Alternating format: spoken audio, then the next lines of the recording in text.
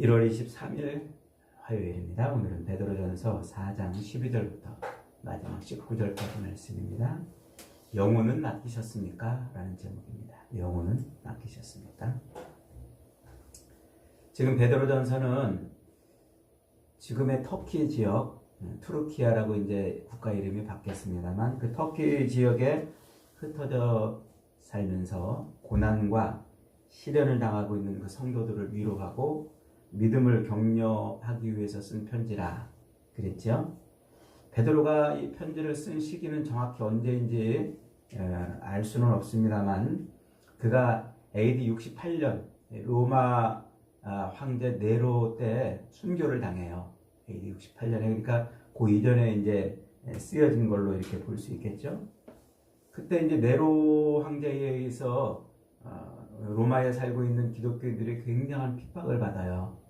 그렇게 핍박을 받는 이유 중에 하나가 이 네로 황제의 그 질투심 때문에 이제 그런데 그 당시 로마의 최고의 군 사령관이었던 비니키우스라는 장군이 있었는데 그 장군이 그 리디아라는 여인을 사랑합니다. 그러니까 아주 아름다운 그 이웃 나라의 공주였어요. 근데 이제 이 공주를 이제 이 네로가 흠모하고 이제 막 이래요. 근데 이 여인이 자기를 좋아하지 않고 군대 장관을 좋아하니까 질투를 느낍니다. 근데 하필이면 그 여인이 또 기독교인이에요. 뭐 어찌어찌 하다가 이제 그 여인하고 요 비니키우스라는 장군하고 이제 베드로의 주례로 결혼을 해요.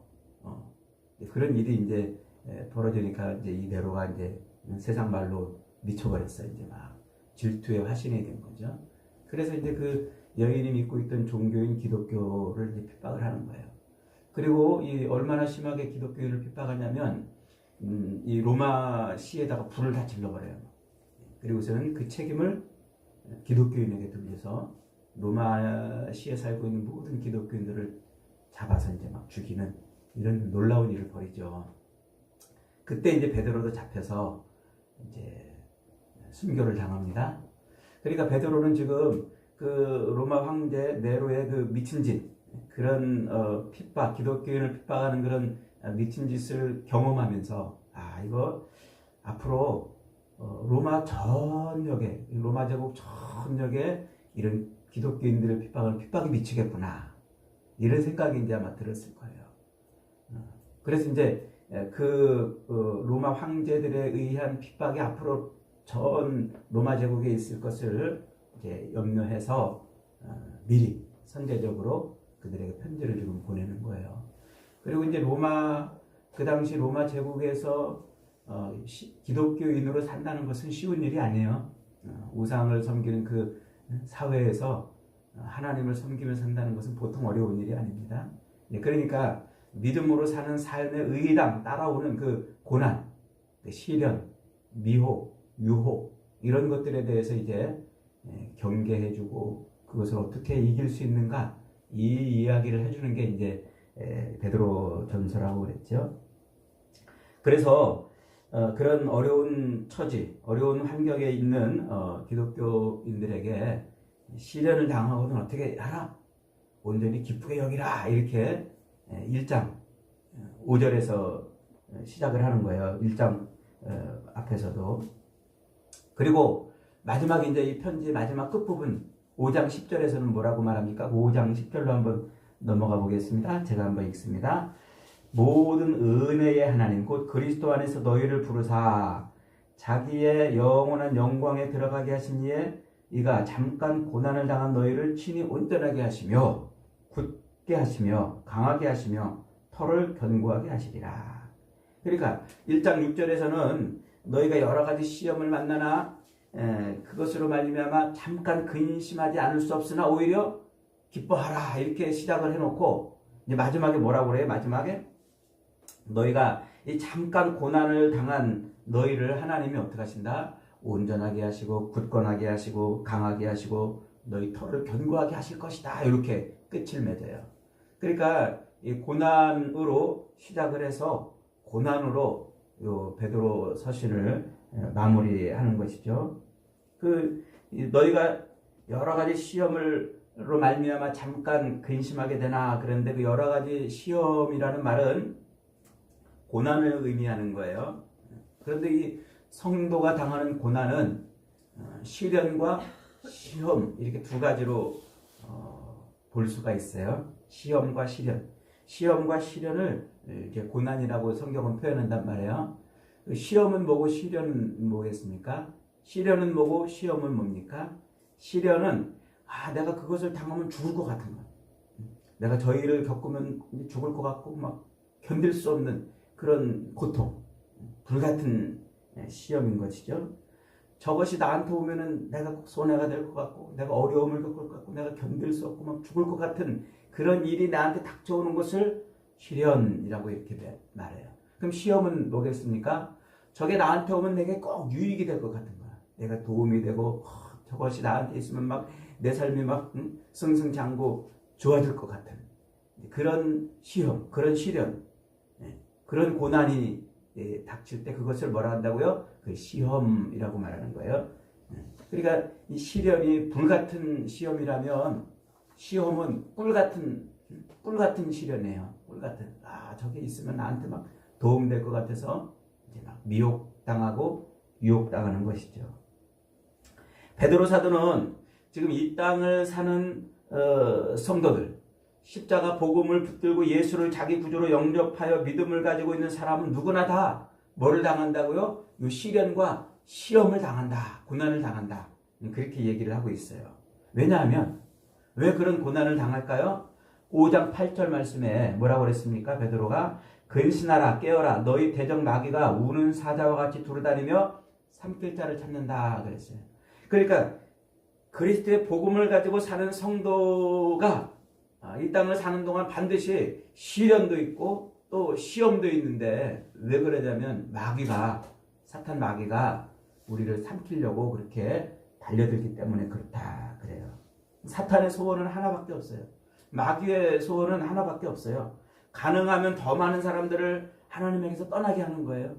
가능하면 더 많은 사람들이 하나님을 예배하지 않게 하고 가능하면 더 많은 사람들이 주의 십자가를 멸시하고 무시하며 살게 하는 거예요. 그게 악한 마귀가 이 땅에서 가지고 있는 최고의 소원이고 욕망입니다. 그래서 그 일을 위해서라면 사탄은 정치든 경제든 예술이든 문화든 가정이든 직장이든 부모든 형제든 친구든 그 무엇도 아끼지 않고 그 어떤 것도 다 사용해서 사람들을 그렇게 공격을 합니다. 그렇게 세상에는요, 딱 두 종류의 사람만 있어요. 하나는 그 악한 마귀의 올무에 걸려서 하나님 없이 사는 사람하고, 하나는 그 올무를 이겨내고 시험을 이겨내고 하나님을 끝까지 예배하며 사는 사람. 두 종류의 사람밖에 없는 겁니다. 세상 사람들이 수많은 길을 걷는 것 같아도 결국 딱 이 두 길을 걸어요. 그 길은 모양도 다르고 색깔도 다르고 크기도 다르고 다 다른 것 같아도요, 딱 이 두 길밖에 없어요. 하나님을 배척하고 상관없이 예수를 멸시하고 사는 사람과 하나님을 끝까지 예배하고 십자가를 붙들고 사는 두 사람 길밖에 없다는 것이죠.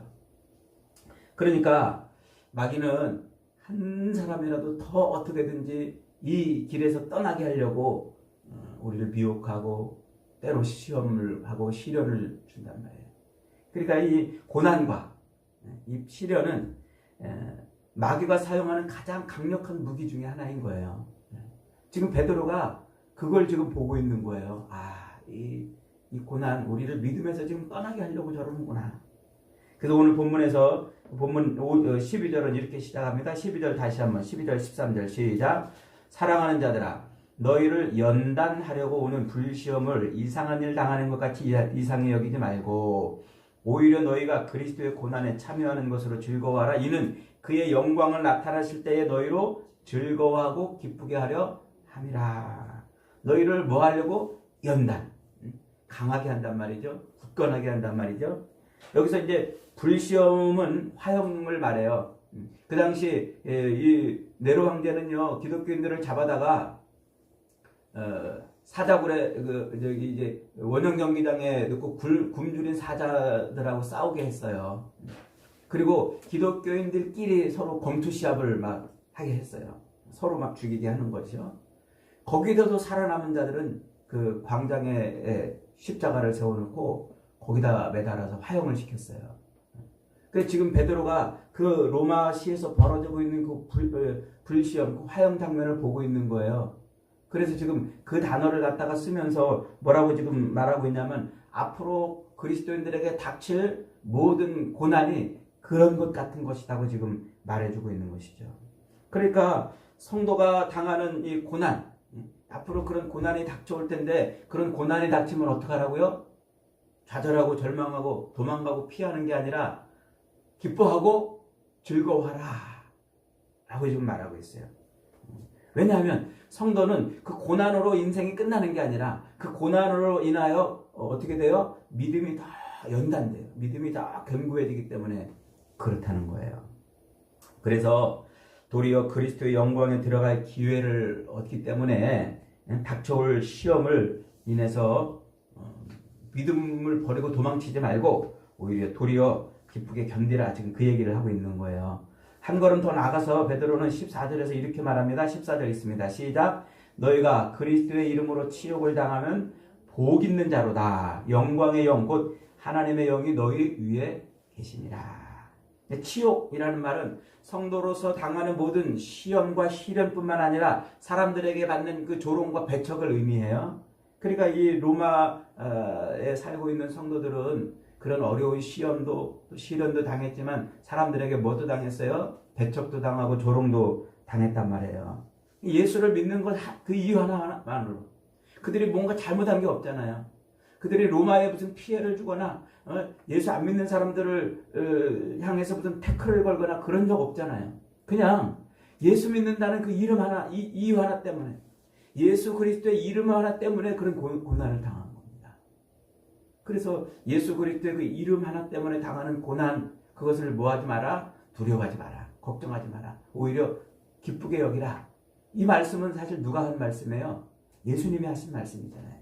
예수님이 제자들을 모아놓고 산 아래 모아놓고 산상수훈 첫 대목에서 하신 말씀이 바로 그거예요. 팔복을 쫙 말씀하시면서 그 팔복의 끝에 뭐라고 말씀하시냐면 마태복음 5장 11절에 나로 말미암아 너희를 욕하고 박해하고 거짓으로 너희를 거슬러 모든 악한 말을 할 때에는 너희에게 복이 있나니.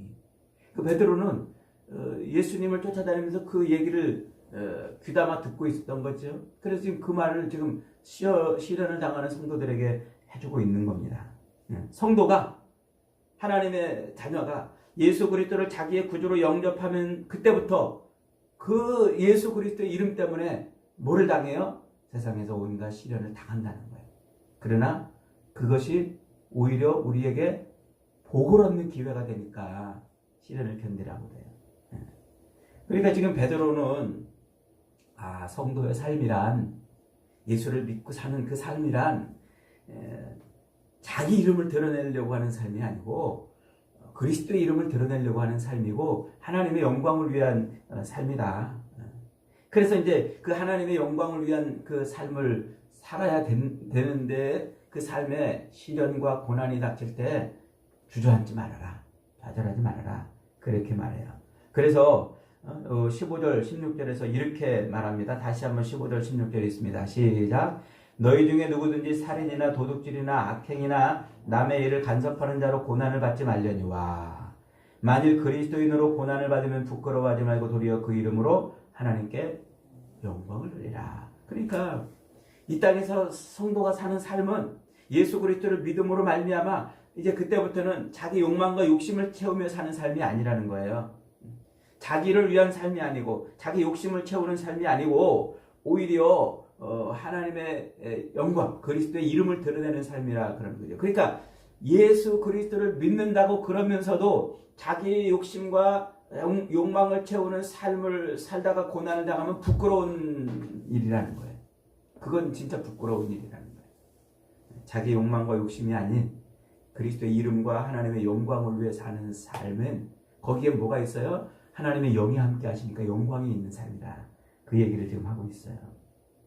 실제로 베드로도 예수님의 승천 이후에 이제 오순절 성령이 임하잖아요. 하나님의 영이 임하니까 그가 어떻게 했어요? 가서 복음을 전했어요. 막 유대인들에게 너희가 잡아 죽인 예수가 누군 줄 아느냐? 그가 그리스도다. 하나님이 그를 그리스도로 우리에게 주신 분이었다. 복음을 전해요. 그 복음을 듣고 하룻밤에 3,000명, 5,000명씩 막 회개하잖아요. 그런데 그런 놀라운 영광을 보면서 또 동시에 베드로도 핍박을 당해요. 그래서 유대인들에게 이 대제사장들과 사두개인들에게 붙잡혀가지고 감옥에 갇혀요. 감옥에 갇혀가지고 고난을 당하죠. 그렇게 고난을 당하다가 이제 풀려나는데 사도행전 5장 40절에 보면 이런 말이 있어요. 그들이 옳게 여겨 사도들을 불러 채찍질하며, 베드로와 요한을 말하는 거예요. 사도들을 채찍질하며 예수의 이름으로 말하는 것을 금하고 놓으니 사도들은 그 이름을 위하여 능욕받는 일에 합당한 자로 여기심을 기뻐하면서 공회 앞을 떠나니라. 그렇게 감옥에 이제 막 베드로가 그리스도의 이름을 증거하면서 막 안진뱅이도 일으키고 막 이적과 기적을 막 행해요. 그러니까 막 놀래가지고 이 대제사장들과 바리새인들 그리고 그들과 뜻을 같이 하지 않는 사두개인들까지 합세해가지고 이들을 감옥에 가둬버렸어요. 막 감옥에 가뒀는데 근데 그 중에 바리새인 중에 한 사람이 야 우리가 저것들을 저렇게 막 굳이 감옥에 가두고 이렇게 할 필요 없다. 저게 진짜 하나님에게서 온 거면 우리에게 오히려 저들을 가둬둔 우리에게 화가 미칠 것이다. 그리고 저게 만약 진짜 하나님께로부터 온 것이 아니면 저렇게 하다가 시들시들 사라질 것이다.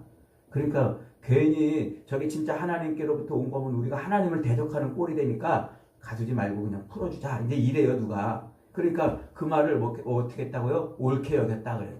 아 그럴 수도 있겠구나. 그러면서 이제 이 사도들을 풀어주는 거예요.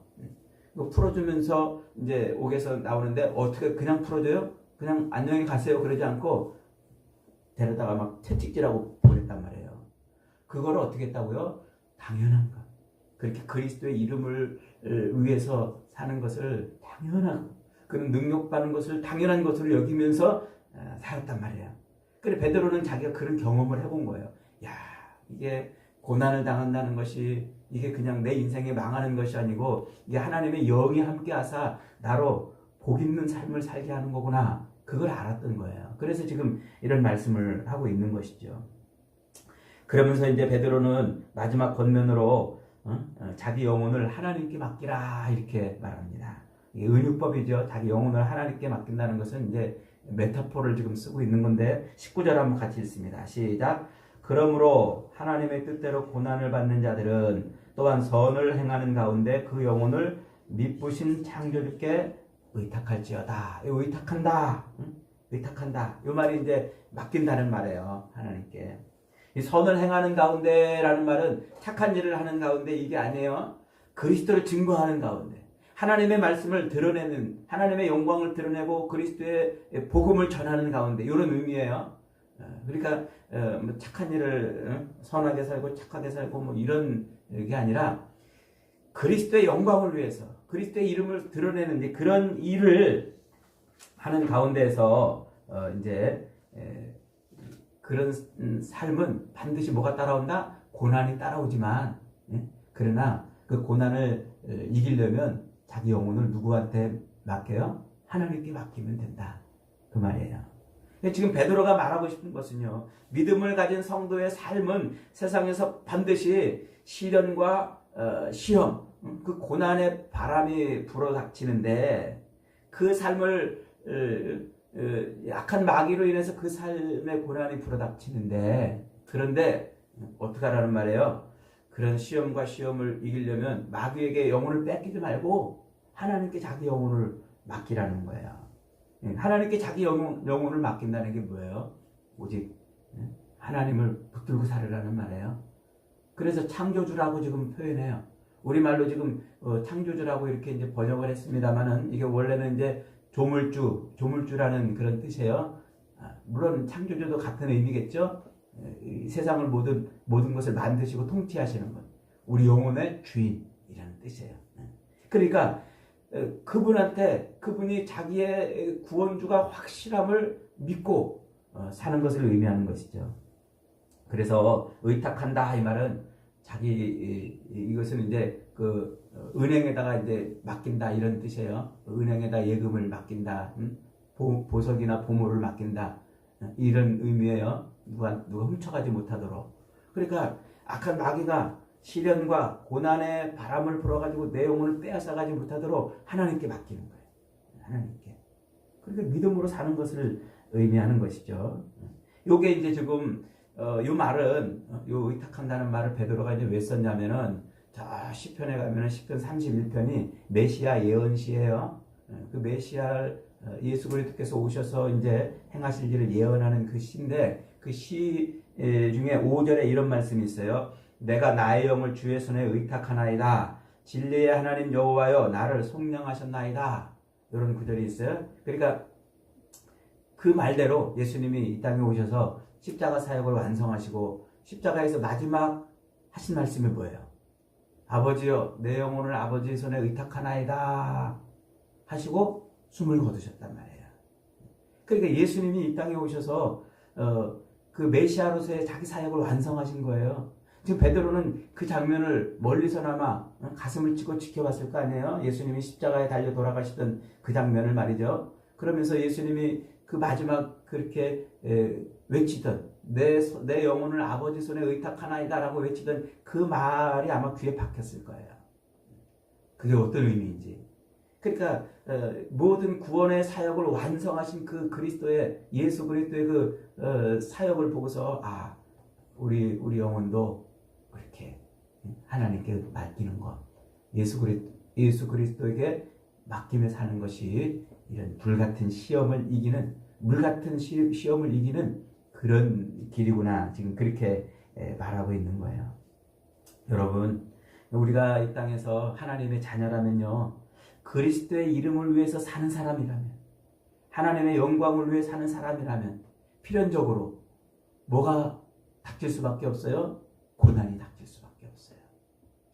그래서 그 고난의 삶을 사는 동안 우리 영혼이 악한 마귀에게 빼앗기지 않으려면 우리는 하나님께 우리 영혼을 의탁해야 돼요. 이게 구약 성경이 보여주고 있는 좋은 아주 귀중한 예예요. 구약 성경에 이스라엘 백성들을 하나님이 애굽에서 꺼냈잖아요. 그리고 광야로 보내요.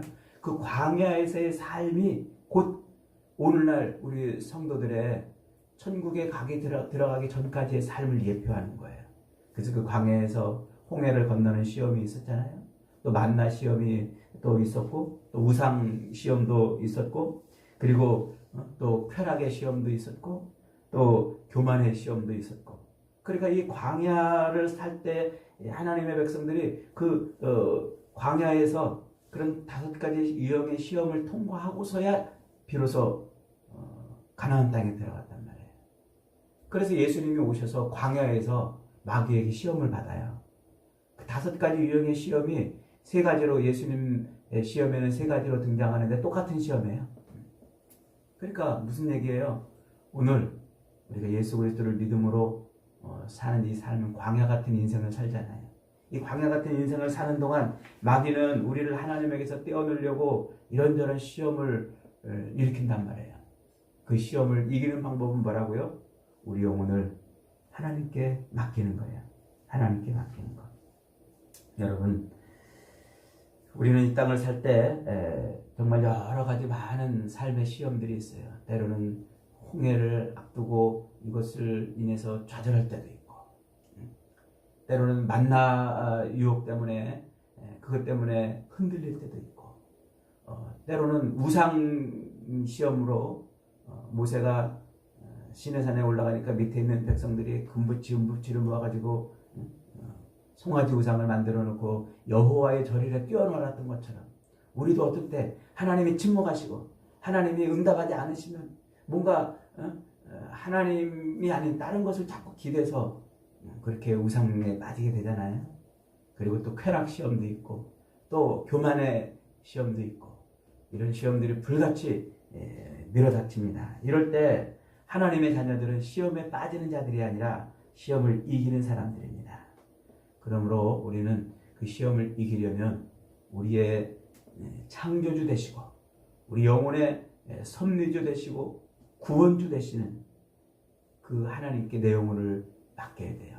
그럴 때 우리는 모든 광야의 시험을 이길 수가 있는 겁니다. 사랑하는 여러분, 우리의 삶에서 불어닥치는 이 수많은 시험과 시련들을 여러분들은 하나님께 여러분의 영혼을 맡김으로써 거뜬히 이겨내서 주님 앞에 섰을 때에 착하고 충성된 종아 잘하였다라는 칭찬을 듣는 복된 인생들이 다 되시기를 주님의 이름으로 축복합니다. 아멘. 말씀 붙들고 한번 기도합니다.